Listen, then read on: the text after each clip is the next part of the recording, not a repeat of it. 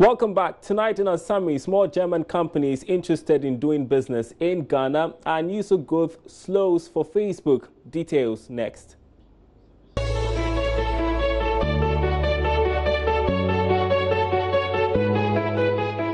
President Akufo-Addo says German conglomerate company Siemens AG, which is the largest industrial manufacturing company in Europe, will soon announce its decision to establish a presence in Ghana.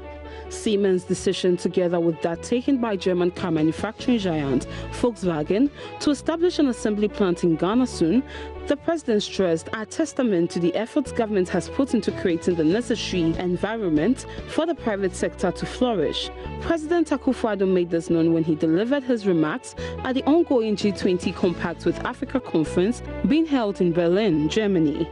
Additionally, at the conference, HL Hamburger Lotschenvater GmbH, a leading manufacturer and supplier of specialist feeds and compound feeds in Germany, signed an €8 million agreement to invest in Ghanaian company Agricare Limited. The investment from HL Hamburger into Agricare comprises of full technology transfer in animal feed formulation and sales, and also help enable Agricare utilize more locally produced raw materials in the formulation of feeds. Former Finance Minister Seth Terkper says government's admission that it will continue to borrow is a humbling fiscal reality and necessity that has been occasioned by revenue shortfalls in the midst of exploding expenditures. According to Mr. Terkper, government faced with this reality has resorted to offsets instead of paying arrears. The Daily Graphic reports that the former minister in a tweet said the government was experiencing revenue shortfalls despite keeping taxes that should have elapsed. He added government is also introducing new taxes and levies, making income tax regressive and toying with a distorted VAT regime that is increasing prices and not revenues. Seth Terkper also accused the government of using these oil revenues for consumption expenditure at the expense of investments and debt management. He predicted that with revenues falling below expenditures and budget deficits widening, leading to financing needs, borrowing and debt were set to further increase. Shareholders of Etrima-Kwanwoma Rural Bank will earn dividend of 10 pesos per share, 1 peso more than last year, despite a 14% slump in profits. The bank's profits after tax went down from 6,942,000 in 2016 to 5,946,000 in 2017 on the back of 11 profits before tax drop over the same period.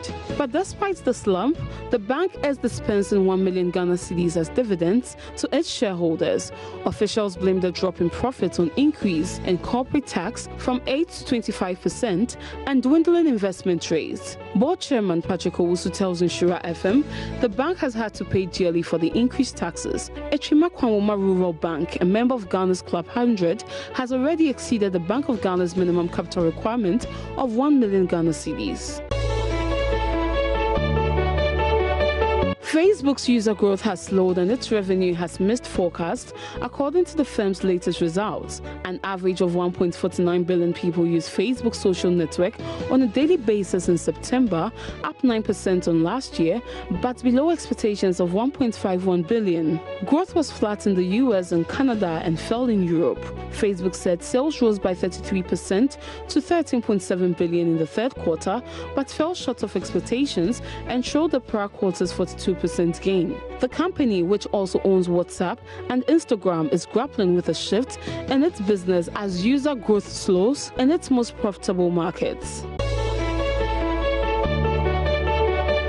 Big tech companies are bracing for new taxes in Europe that could cost them billions. Policymakers across Europe are developing rules that would force tech companies to pay taxes on revenue generated in the region rather than on profits. Tech companies are lobbying hard against the changes. The tax initiative is the latest in a series of European regulatory and legal efforts to target tech companies. The European Union has imposed tough new data privacy rules and hit tech companies such as Google with major antitrust fines.